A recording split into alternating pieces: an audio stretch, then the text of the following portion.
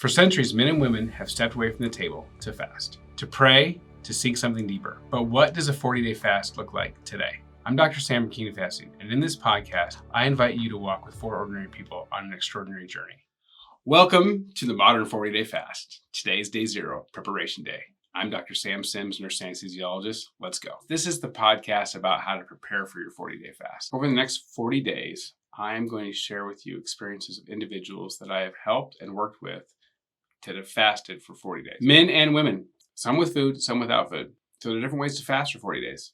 There's no specific way that you have to do this, but there is a way that you're supposed to do this. There's a safe way to do it, and I'm going to help you prepare for your fast today for 40 days. However you decide you're supposed to do it, whether it's without food or if it's not a food focus. And I'm going to give you examples of people who've done that.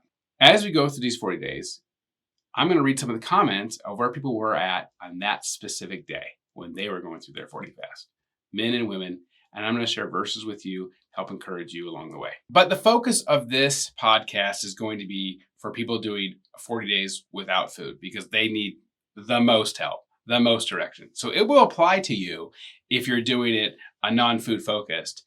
But if you're doing it without food, then you need some support and you need some help and you need to gather some supplies. And some of those supplies, you need to stay hydrated. And you need to have, if you drink caffeine, you're going to want to have coffee or tea. You're going to have Diet Coke, doesn't work. Nope, can't be that. So that's one thing you got to make sure you're up. You got to have your multivitamin. You need to have fluids that you can drink that won't increase your insulin or increase your blood sugar. So you can do fruit infused water because sometimes water gets really kind of boring after 40 days. And you can do bone broth. That can be very helpful, but you want to kind of make your own or make sure there's no sweeteners in it. A lot of bone broths out there actually have sweeteners in them, so make sure it has no sweeteners. You can get some raw nuts. These are all things that help you fast, and because they don't have artificial terrible oils on them. Salt is very helpful. A little extra magnesium, especially magnesium creams, can be helpful if you get muscle cramps. So let's focus on the liquids that we recommend that you have available to you when you fast. Tea. All these has to be without sweeteners. You can have a little bit of cream in them, but no sweeteners. So tea, coffee, and then you can have, of course, water. You can add some salt to your water. You can add magnesium to your water. You can do fruit infused water. You just can't eat the fruit.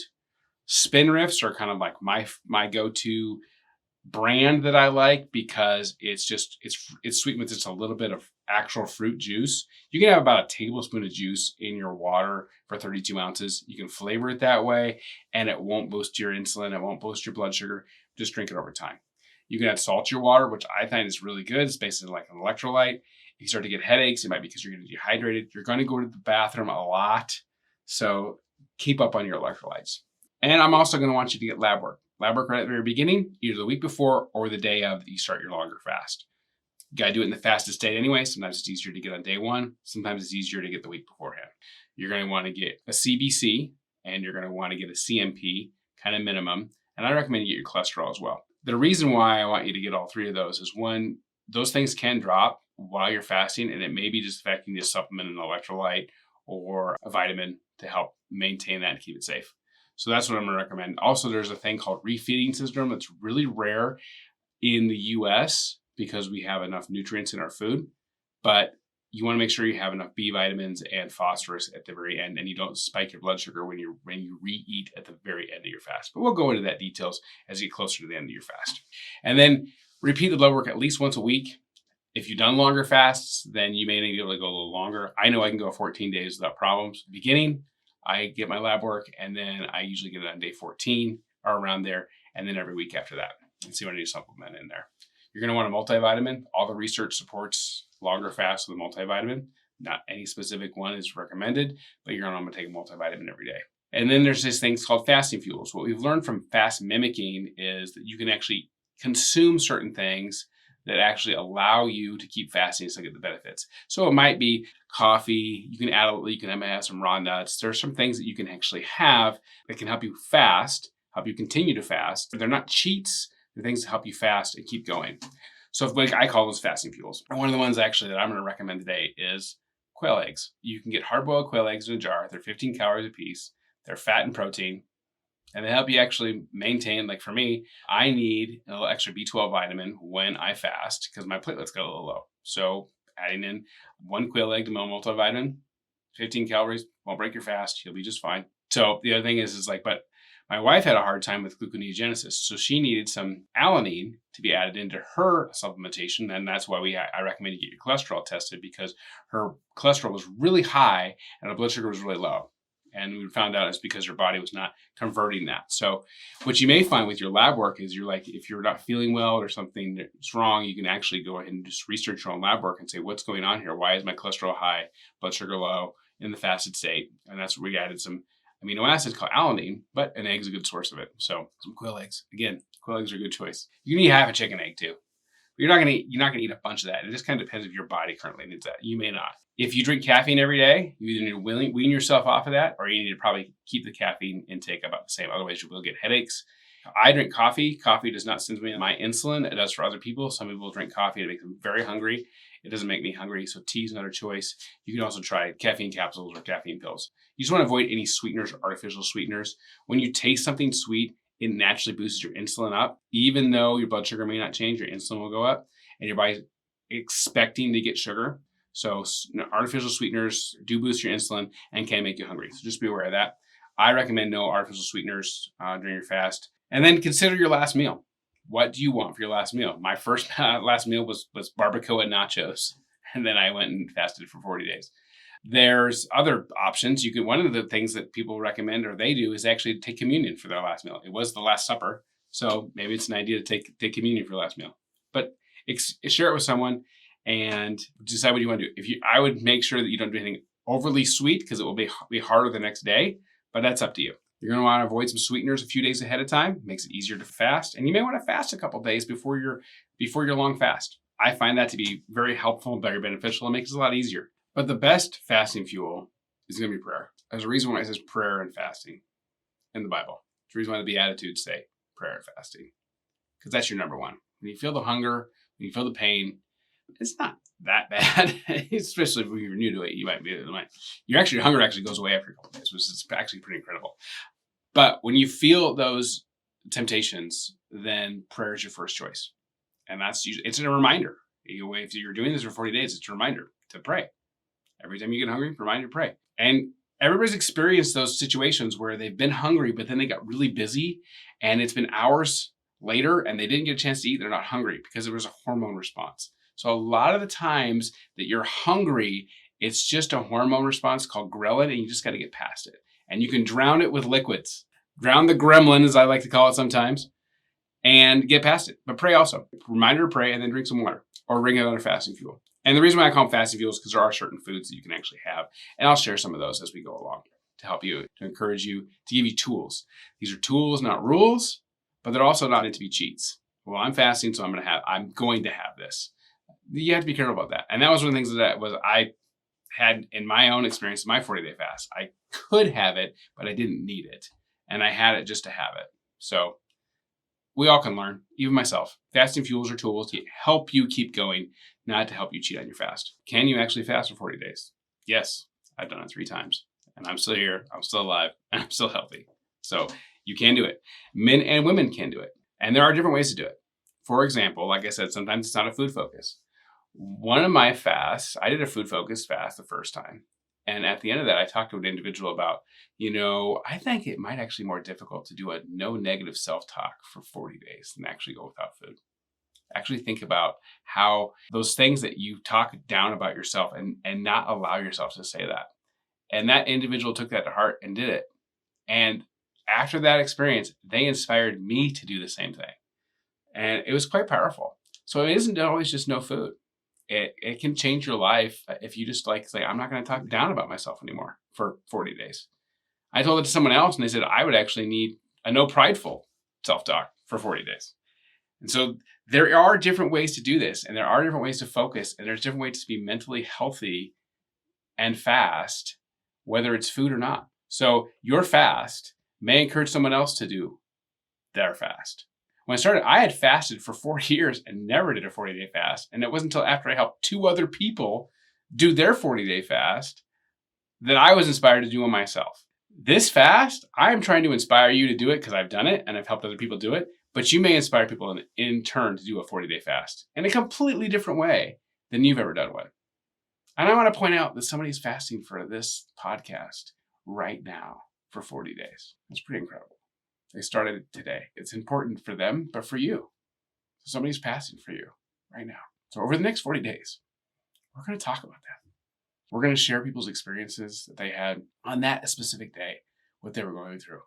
Helps you relate to them, helps you understand, helps you get through it. Struggles and encouragement. Sometimes it's rough, but there's a reason to do it, and there's a reason why you're supposed to do it. And as you can see, it can get emotional because it's real. And that's one of the things that people experience the most is the raw emotions. And you need to experience it.